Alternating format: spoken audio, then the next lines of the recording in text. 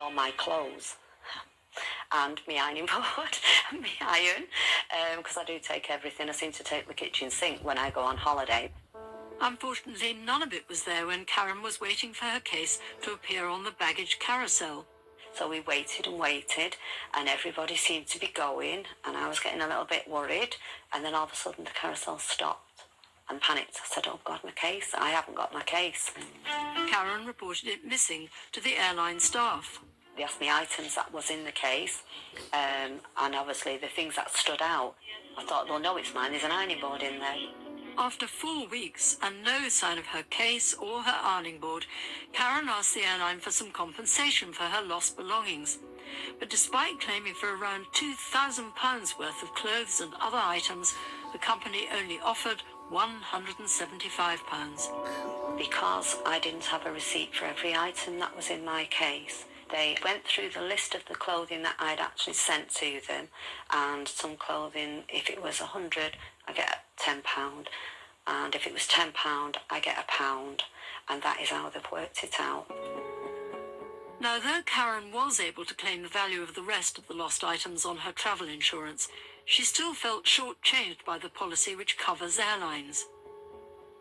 The carrier was following the rules of the Montreal Convention, which regulates international airlines, and was well within its rights to offer significantly less than the value of the items in the suitcase. Which means passengers like Karen could end up hundreds of pounds out of pocket. The whole experience left Karen wondering if her luggage would ever safely arrive when she travelled again. So it's changed everything about the way I feel of holidays, the excitement of getting your things packed, and it's changed everything.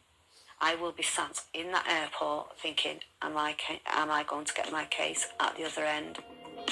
Well, 7 years on, there's been an explosion of tech solutions to try and assuage the worry of travellers like Karen and improve the tracking of our holiday luggage, including tiny trackers that holidaymakers themselves can use, which send a signal direct to a mobile phone. They have proved controversial, with some airlines banning the devices over concerns about the risk of fire from their lithium-ion batteries. But now the tide may be turning, with airlines changing tack on this luggage tech. So, could the woes of lost luggage soon become a thing of the past? Well, here with me to talk about those travel tech tracking solutions is who else but tech expert David McClellan. Lovely to see you, David. Now, look, first of all, just talk me through some of the ways in which we can now track our luggage.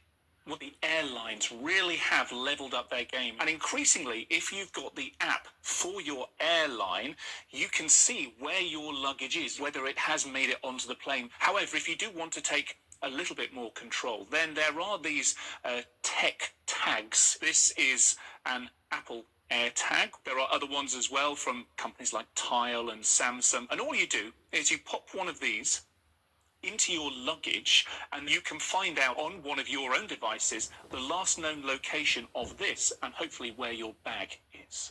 But I thought, hang on, that the airlines used not to like that kind of stuff. Some airlines didn't want these in your hold luggage. Fast forward to today, and airlines are encouraging you to use tracking devices like these. And in fact, the likes of British Airways and Vueling and Virgin Atlantic and United and many, many more are giving you a way of sharing your luggage tag location directly with the airline in the event that your luggage does get lost. So I think that's great news. So how accurate are these tracking devices? Sometimes it's more accurate than others. These are actually really, really simple on the whole, and all they're doing is just trying to find a nearby smartphone. And what they will do is then say, hey, look, I'm here, but lots of talk. Why don't we put it to the test? We're not in an airport, but no. Can you show me? Well, Louise is on a break right now, so I've given one of these AirTags to Louise, and she has hidden herself somewhere in the building here, and I'm going to try and find her. Off you go. It's exciting. So, just how quickly will David's tracking device lead him to our Louise? Start the clock.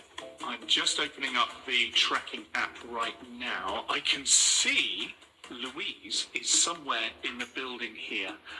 It's a little bit approximate at the moment. It's currently searching for a signal. So let's go for a little walk down here and just see if we can hear that beep or if we start to lock onto a signal here.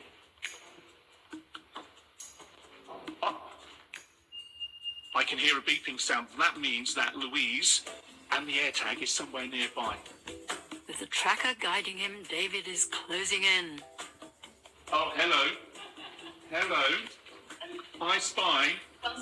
Do you have something for me? I do. Is it hidden in your hair? That's incredible. All right. And it took less than 2 minutes for David to be reunited with his tracker.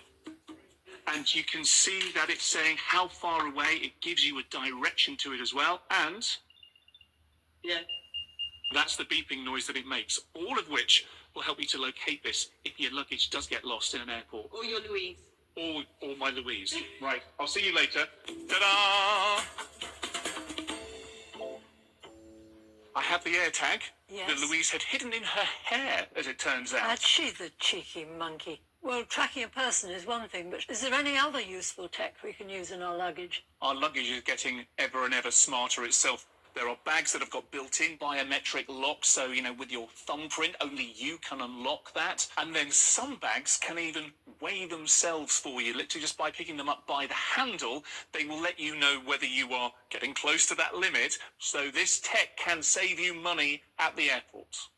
That is very, very interesting. I'll bear all of that in mind, David. Thank you so much, and thanks for all the wonderful advice about your various gizmos.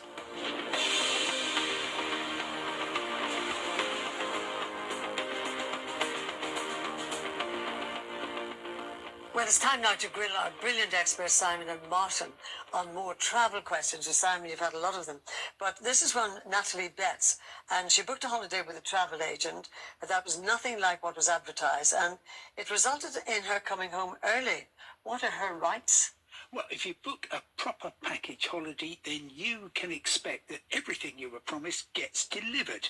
If you turn up and it's not as promised, you've, of course, got to let the company know and say, you've got to fix this for me. It helps, of course, if you've got documentary proof, keeping notes, taking photos and so on. You can claim your money back, but you need to have all this supporting evidence, and you could go to the ABTA arbitration service, that's the Travel Association, or go to Money Claim Online.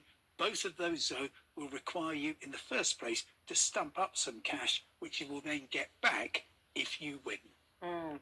Martin, this is a really interesting one. Tim Smith says he was denied at check-in after being told that his passport was too damaged and it would not be accepted at passport control. He was then able to book with another airline at the cost of £2,000. He travelled with no issues. Can he get a refund? Well, how damaged can a passport be before you travel? If you go onto the gov.uk website, you will find a whole guide on what's not allowed, but that might include things like ripped pages. It's not just about your passport being legible. So if it is damaged, don't assume. Some airlines are being overly zealous, though. We have seen this happen a few times, but if your passport is too damaged, you may be refused entry, so just don't take any chances. And for you, Simon, this, Eddie McCann says his flight to Tenerife was cancelled a few weeks before he was due to fly due to commercial reasons. Eddie booked on another flight so he didn't miss out on the holiday, only for the previous airline to email 4 hours later that the cancellation email was sent in error. He's tried to claim his cancellation fee back, but was told he wasn't due any compensation. Where does he stand? Well, it's all very clear. So, your flight might be cancelled for commercial reasons, which means that, frankly, the airline hasn't sold enough tickets on it. They're allowed to do that, but as soon as they cancel, they need to say, OK, we've got these alternatives for you. Maybe a flight on a different day with them, or they have to go out and buy you a new ticket.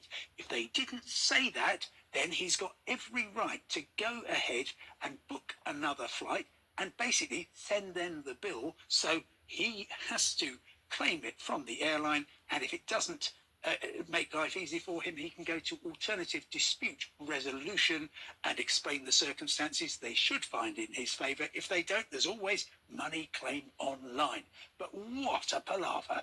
On which note, I'm afraid to say we are almost out of time, but if you've missed any of the advice in today's programme, from your rights when your flight is cancelled to what to do if your hotel resembles a basic building site, then you can catch up on today's programme and many more on BBC iPlayer. But for today, though, I'm afraid that's where we have to say goodbye. So thank you so much indeed for joining us. We appreciate it very much on the entire Rip Off Britain team. So bye-bye. Bye-bye. Bye.